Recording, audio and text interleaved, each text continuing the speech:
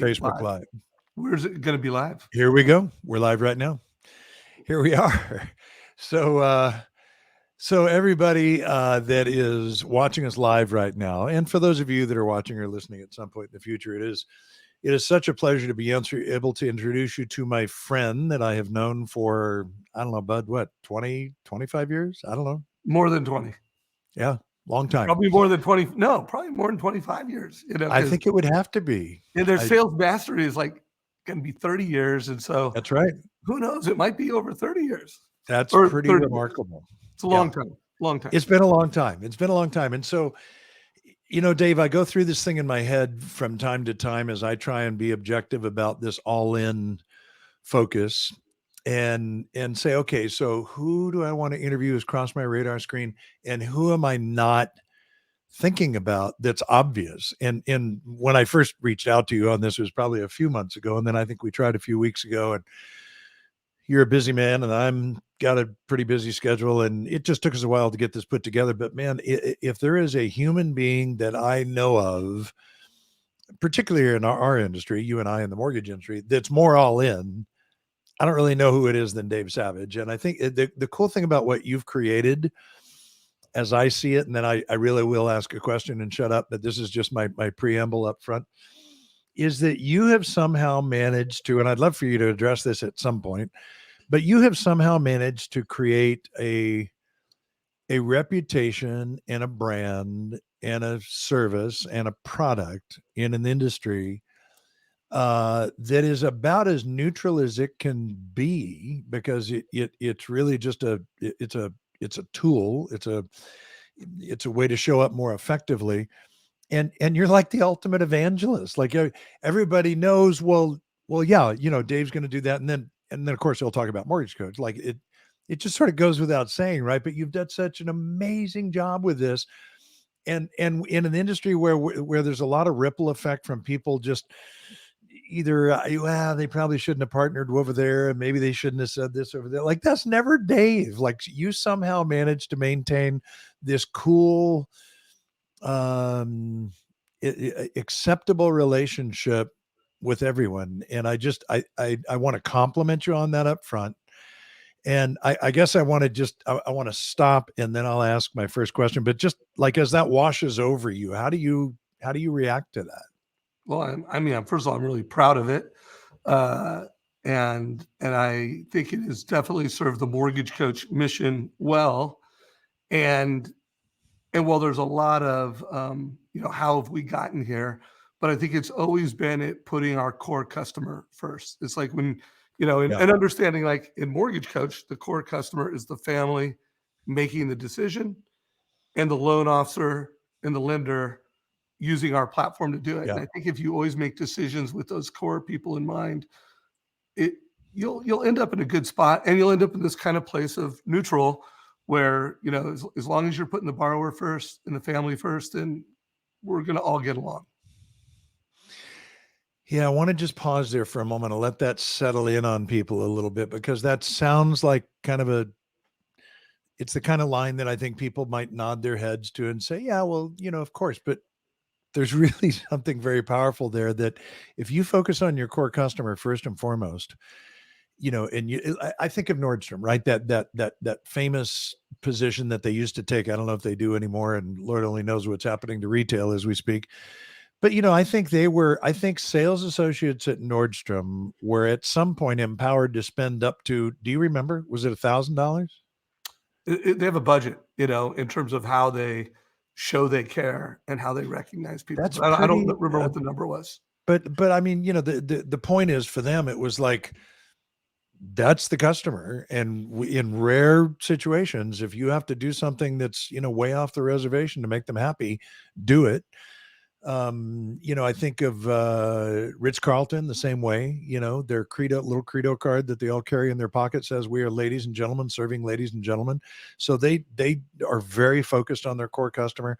The fact that you've always done that, and you've taught your entire team to do that, is legitimate, Dave. And so you deserve kudos and recognition for that. And, look, today, I just want to turn the tables, man, because for the last, I don't know, you tell me, how many years have you been interviewing? Like, a lot? So it was coming out of the meltdown. It was, clearly after 2008. And I think it was, I don't know if it was 2010 or 2011 when I, just, you know what? No, you know what? It was 2009 or 2010 because there was no leadership. Well, not no, but no, people weren't doing sales meetings. Yeah. Everybody was just kind of like hiding out, and everybody doing their own thing. And I'm like, I'm gonna every Tuesday at 9, gonna put on the best sales meeting in the mortgage business, and I'm gonna find someone amazing, and I'm gonna interview them. And this was before Facebook Live, and Yep. and while YouTube was a thing, it wasn't a thing. It took me a while to figure out, oh, YouTube channel. That's a big deal. I don't remember exactly what year that happened, but I started creating a lot of content, coming out of the Yeah. meltdown. Yeah. Do you have any idea how many interviews you've done in that time? Oh, I mean, over 1,000 for sure, because I Yeah. know how many videos are in our YouTube channel, and it's Yeah. it's thousands. So it's a lot. So for the longest time I was doing these interviews, I did them for you for a while, top producing realtors, right? Did them for Todd, did them for Front Runner Resources. And in the beginning, when I it's probably when I wrote my book, suddenly I was on podcast and I thought, well, this is a weird turn of events where the interviewer is being interviewed. And today I get the pleasure to turn the tables on you. And so I want to start, Dave, with particularly with people that know you and they're kind of used to the, they got the Dave thing going, like they know you. I want to, that's it. I want to undo that. I know I totally did that backwards and awkward. But I want to undo that. And I want to take a very different approach to forget everything you know about Dave. Like forget what you know about Dave, because what you probably don't know is that at some point, Dave was a loan officer and Dave started making some decisions or seeing some clarity around something that attracted his focus, which made him all in. And man, that's where I'd love to have you just take us back to. For example, I don't know the answer to this question. What did you do before mortgage? What got you into the mortgage space? Yeah, well, I think we could do movies on mortgage stories, but I was going to college to get my degree in finance. I was working at Smart and Final to pay my way through, school. And I think working graveyard shifts, working really hard, I made about 10 or 12,000, maybe $14,000 a year. And I was at a spot where I had saved enough money and didn't need that job anymore. And I was looking for something different. And I think at the time I wanted to be a home builder or some developer. I mean, I knew that looked exciting. They make money, they make change. And coworker of mine, Jim Garton, girlfriend Sandy, her best friend was Dory, who was a processor of a mortgage broker, Mel, who drove a Mercedes. I got invited to a happy hour and showed up at that happy hour. Mel drives up in a Mercedes. I'm like, oh, rich guy. That Yeah. was, when you're young, you go Sure. to school, someone drives a Mercedes, rich guy. And he bought drinks for everybody. And I'm like, what's that guy do? Oh, he loans people money? Didn't know what that meant, just knew that I didn't grow up with money. And Mel Right. drives a Mercedes, buys drinks, and somehow loans people money. And I cold called him and hey, redhead guy, happy hour. I don't know exactly what I said, but it was something to be That's a pretty good start. Yeah. yeah, from happy hour. And I don't know what you do, but I don't think I said I'll work for free. But Yeah. that was the energy I was putting off. Right. And I remember going in for an interview and he hired me on the spot. And within 3 months, I think I had a month where I made over $10,000. And so Wow. that, Smart and Final, grinding hard, mortgage business, 3 months. And that was my mortgage startup story. And then I That's just so went cool. from there. Yeah. Yeah. I love that. And you're right. We could write movie scripts around all the different stories of people who ended up in the mortgage business. There's very few, there's some out there, but not very many who would say, oh yeah, finance degree. I knew I was going to get into mortgage. That's exactly what I did. Like there's just not very many of those. No. So I love that your story was a little more circuitous. Yeah, but we are starting to see a lot of second generation, third generation. My mom, my dad was in the mortgage space. So we're Great to we're see. seeing a lot of great new blood coming Yeah. in with more intention and sophistication than we did. Yeah, for sure. I do love that. So at what point, like I know Wow Tools was one of the, I don't know if that was the first company, and I know it sort of still exists as an entity, but at some point, Dave, like you made this transition from guy doing loan officer, making a whole lot more money than he was at Smart and Final, and I don't know how many years went by, to a guy who said, hmm. And if I recall correctly, it was financial planners, but I may not be right on that, where you started to kind of see a niche, a little bit of a lane, and maybe an opportunity in terms of how people presented data.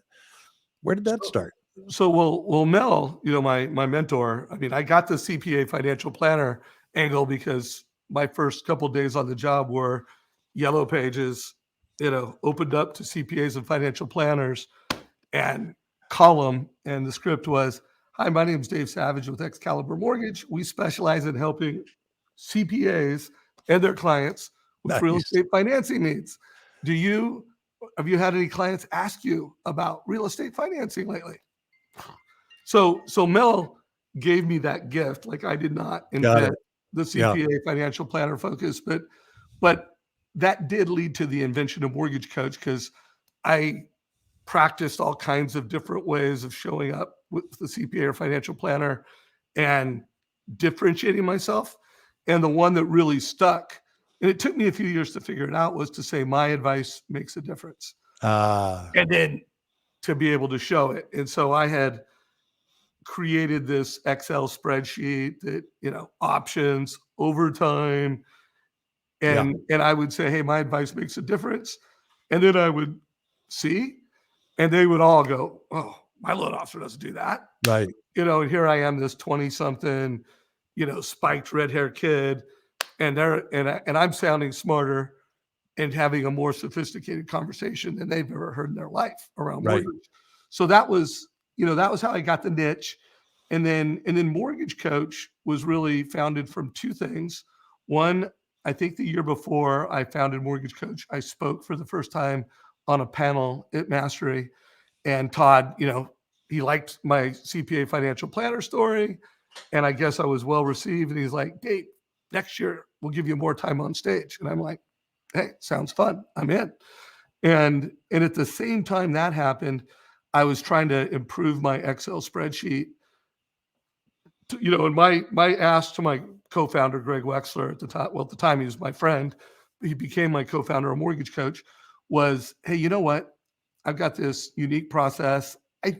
I might have called it the total cost analysis. I don't know if that was a term I used yet, but I knew that it wowed people. That's why the name of the company is Wow Tools. Nice. Mortgage Coach is a DBA of Wow Tools. Cool. And I had asked Greg to, program this thing really for me to scale my company. I mean, I think at the Yeah. time I had about 20 or 30 loan officers working for me, as well as I did I don't know, 300 loans a year under the Savage team. And I wanted him to create it so literally I could just teach any loan officer to have a better conversation that would create Yeah. that wow. Yeah. Anyways, Greg, the first time he did it, it was like $20,000, and you get this.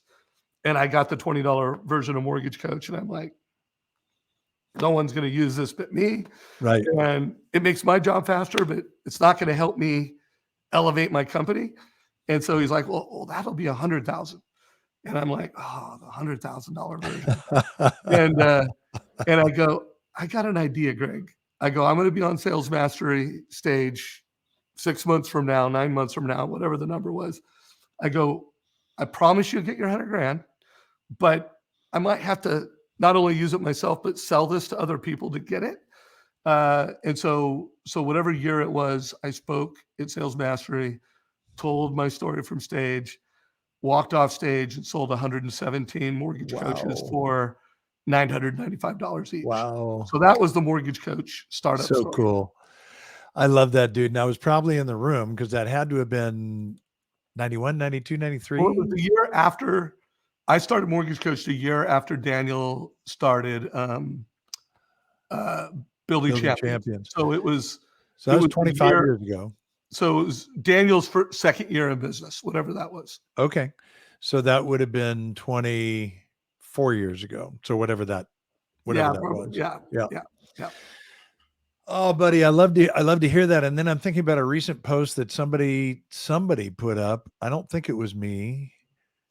Might have been somebody posted a picture, and then do you remember somebody in the comments talked about the floppy disk? Like, oh, I had the Oh, yeah. mortgage coach floppy, right? Yeah, floppy disk, CD-ROMs, old school. For any of you new loan officers, you're like, Oh "What's my that?" goodness, man. Yeah. It Yeah, is I think so that picture's true. in our Facebook group somewhere with me holding a floppy disk. So, okay, so you went all in with a focus because of a mentor's guidance with CPAs. That's a little unique, as you know, with brand new loan officers. Typically, they're going to be pointed towards realtors. That's an interesting all in decision point. Then you made a decision as to how you presented the data, and you went all in for 20 grand with Greg. And by the way, shout out to Greg, brilliant and a wonderful human being. Like Greg Wexler, just like first class human, right?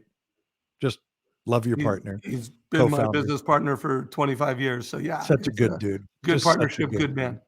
Yeah, good man. Give him my love. If he doesn't hear and see this, just give him my love and tell him I Coach will. Bill said he's one of the really quality humans in this world. So well done on selecting a partner.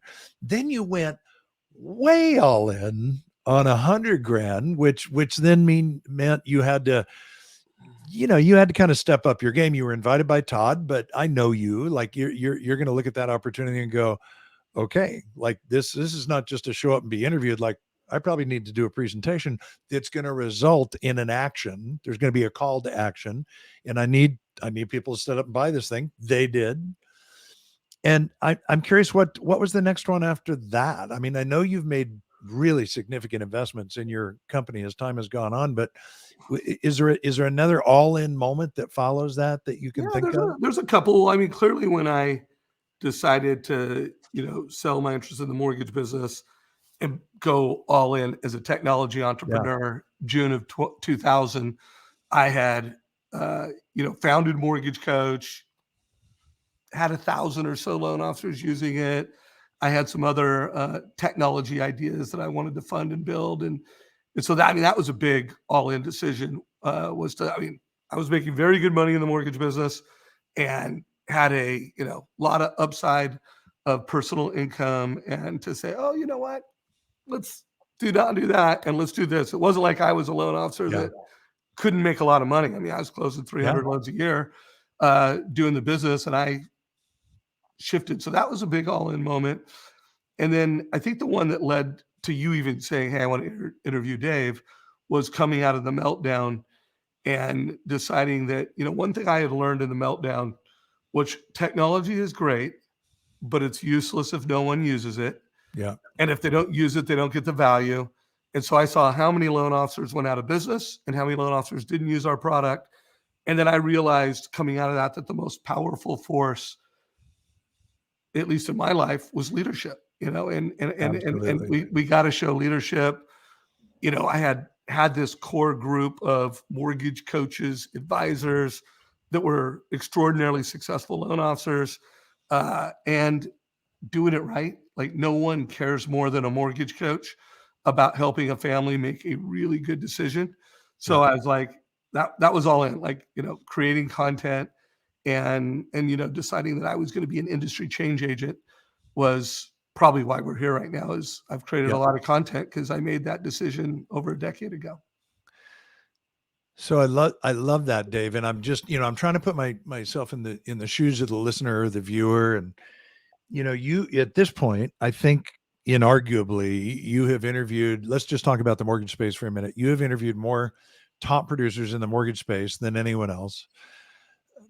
Would you agree? I don't think I anybody has mean, I don't interviewed want to more. say it from a bragging purpose, but yeah, I'm not aware of anyone that's Yeah. Yeah. interviewed more top producing loan officers Yeah. than me. So as a result of that, I mean, you and I know obviously one of the common threads there is their mortgage coach users. They use the product, and that's obviously one of the main things that you see. But I think about the Dan Kellers and the Jeremy Forciers and the Josh Mettles and the Todd Bookspans and just, so many people that I could go on forever and still leave people out. But what I'm saying here is, the Laurie Richardsons and the Kelly Zitlows and the Alyssa Glutzes and just all the people out there that do a lot of volume. If thematically the reason that we're talking is being all in, I'm just curious, what have you seen, man, as you run, sort of slides of all of those successful people being all in the mortgage space? Are there any common denominators there that you see that jump out at you? Well, I mean, I think everybody that's a top producer has some exceptional ways that they show up for a consumer, and they do it consistently. So Yeah. I mean, whether they're a mortgage coach or not, every top Yeah. producer I've ever met is they've got a really exceptional way of wowing someone, of educating someone, and they do it consistently at scale. And they've learned Yeah. how to manage teams. Yeah. I think what makes a mortgage coach different, and this really showed up with a lot of clarity on the recent Modern Mortgage Summit, and I actually wrote a whole manifesto around it, is that our community of professionals, I think, are playing a different game. Like I think, yeah, we want to close a lot of loans, and that might be 500 a year, that might be 1,000 a year. We had Shop Benosian from Guaranteed Rate, that's going to do over 2 billion this year. So, but they're like, you know what? I want families, I want to help solve the fiscal literacy gap in America. Like they Yeah. all get that most people don't have really good financial literacies, and they're all playing this game that, you know what? I'm going to do more than a loan. I'm going to make you more financially literate. I'm going to So help good. you understand how to manage all of your liabilities. And so the mortgage coach is trying to be more than a loan officer. They're trying to be a financial advisor. Now that doesn't mean they're going to be giving advice on what to do with your assets or Sure. doing things that they are not licensed to do, but they're going to partner with the right CPA, the right financial planner, realtors, and then their real goal is that family is going to build wealth with real estate faster and more Absolutely. efficiently than just the loan itself. And I think that's what which makes a mortgage coach differently. I don't know if you happen to, the great answer, by the way. I to that point, I don't know if you happened to see Keith Collins' post the other day where he was talking about what he did, and he said, "Yeah, I help people. I want to say double their net worth every 7 years." It was a big bold statement, right? Whatever it was, and you could see people starting to chime in below it, like, "Really? Tell me more about that." And so he was just explaining, what he's learned to do for others, what he's done personally.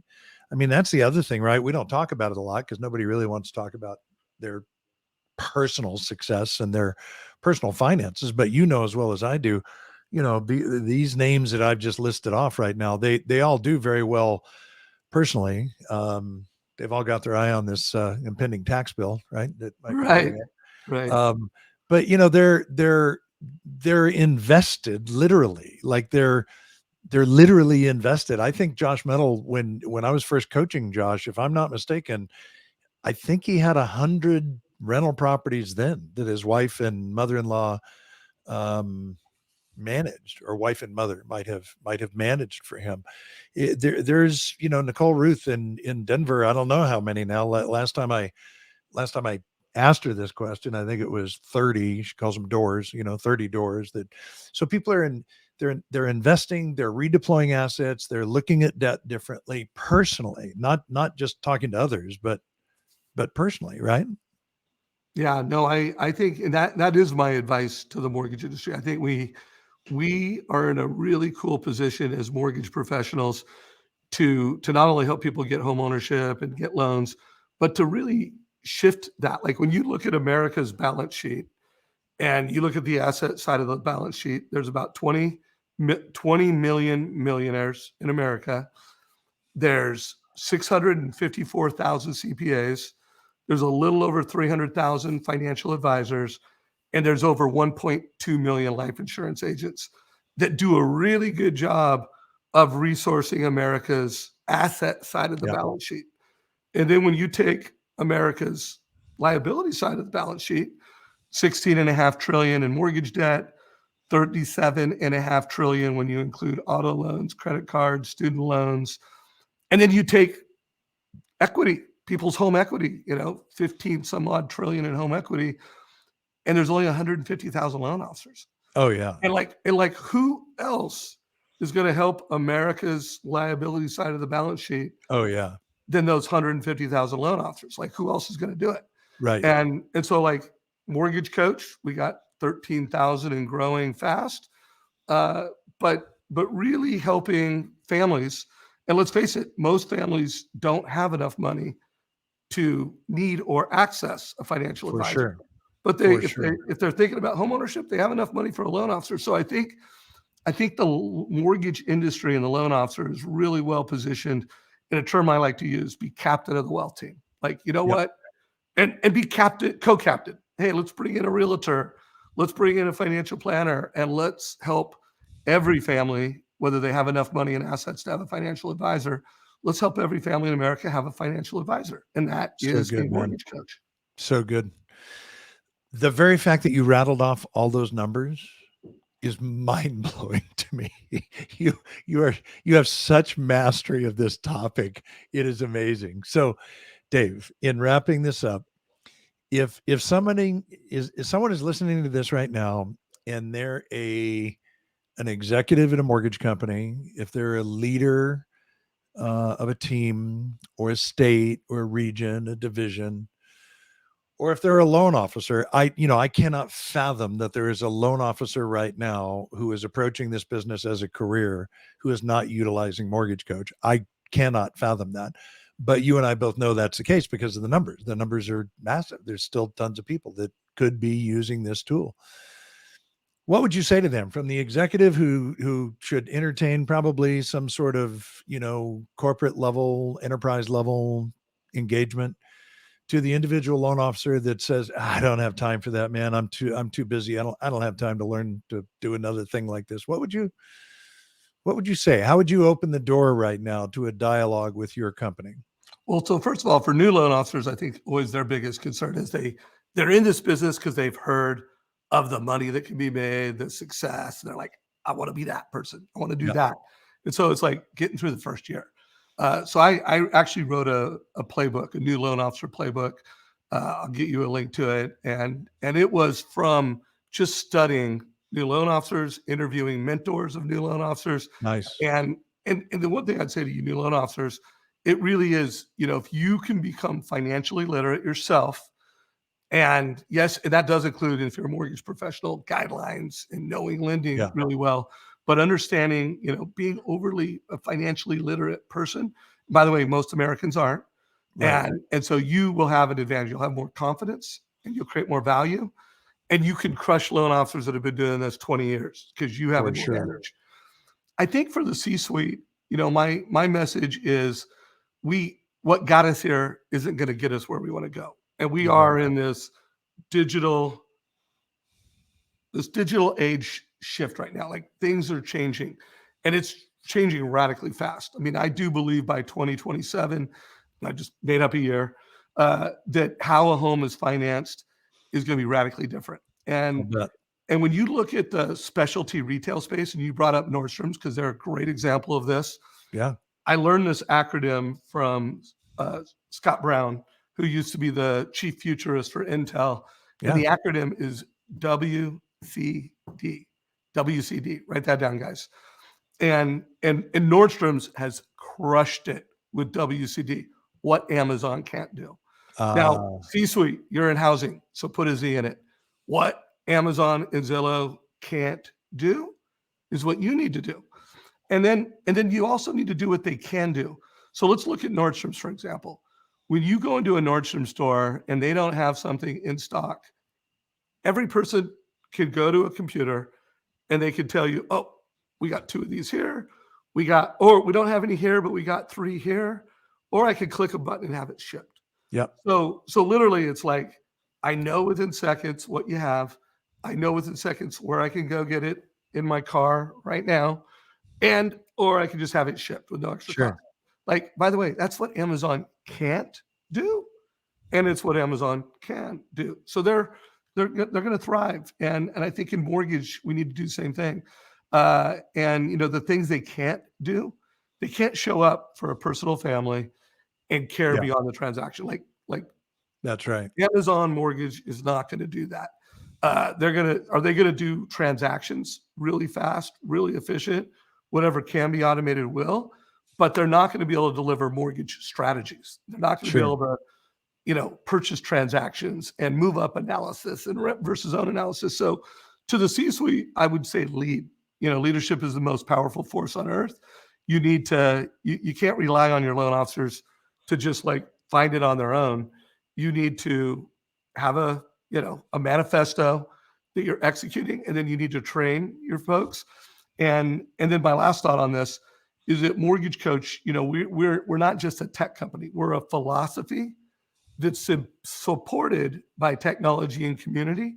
And Yeah. so I also push everybody at the C-suite. You need to create that culture of advisors, or you need to go, you know what, we're going to be a lowest price leader. Go the other We're direction. going to Yeah. have the lowest comp plan. We're going to have the most tech, and you either need to kill it with the cheapest and the fastest, or you need to kill it with true advice. And C-suite, you need to lead. You know, you need Yeah. to bring that message to your crew.